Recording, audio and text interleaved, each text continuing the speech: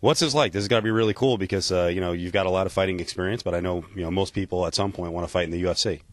Yeah, for sure. Yeah, it's the UFC. It's like just like my little trick to not get nervous before the fight. Like just whatever happens, I'm in the UFC. So I just make it a big party and just do what I can, and I'm in the biggest show in the world. So So why would you get nervous? I mean, you mentioned it's the biggest show in the world, but I mean, you fought in Japan. They routinely get 25, 35,000 people. Is it different? Is there a different feel?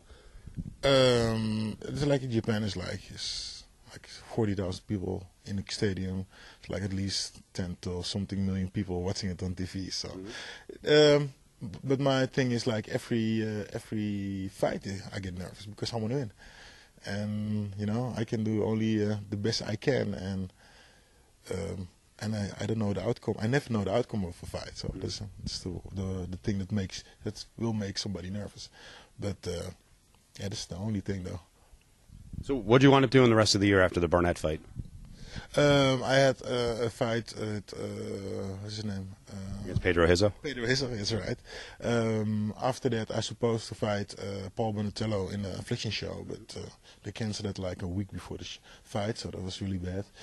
On that point, I was like training a lot. I did, I got my purple belt in jiu-jitsu.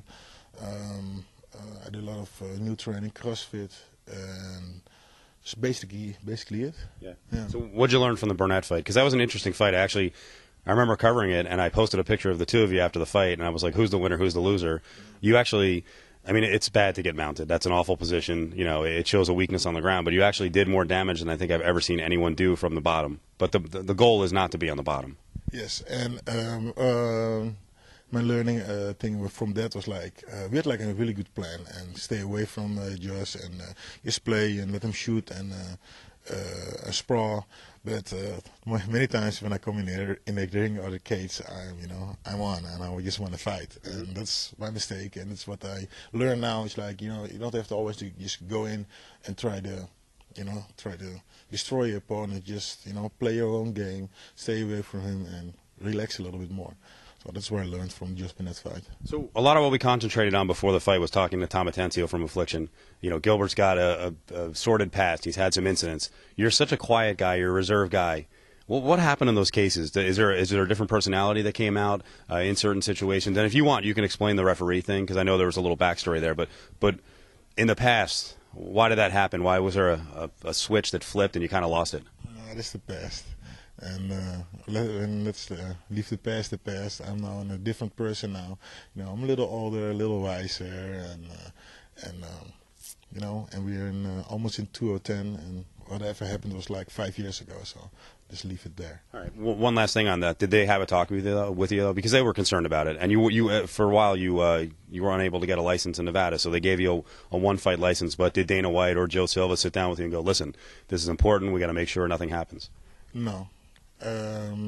Basically, they talk to me and they give me pass by giving me a license in Nevada, and that says enough. I got a chance to fight in the biggest show in the world, so why do I want to do something to how I say it, to blow the opportunity? Yeah, there you go. So no, nobody said nothing, but I know what I have to do and know what I don't can do. So on this opponent, we hear that Dos Santos has a ground game. We've never seen him do it. I get the feeling that he likes to stand. He's super confident in his stand-up game. Do you think he's going to go away from what he's done so far in UFC and try to game plan and take it to the ground? I get the feeling he might just try to slug it out. I don't know. Krokop is a really good stand-up fighter, and he fought Krokop standing up. He tried to take Krokop down a couple times. I really don't know. It is an MMA fight, so everything can happen. So maybe maybe I take him down. There you go. No, but you don't know. You don't know what happens. So I just have to be careful with what I do. And Junior is a hard puncher. He's a strong guy. But you never know what somebody does when he can like punch back for the first time. So you see.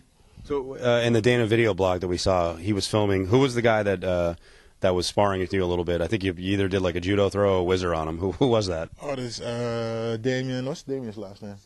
Damien Scott is an, He didn't look too happy when he got that. That was a pretty hard throw. it's a wrestling kid. He's like a real good wrestling kid. Yeah.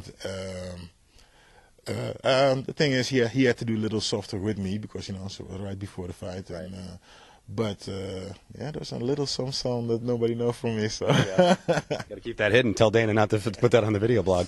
Hey, in closing, what would you be doing tonight if you weren't fighting? It's New Year's.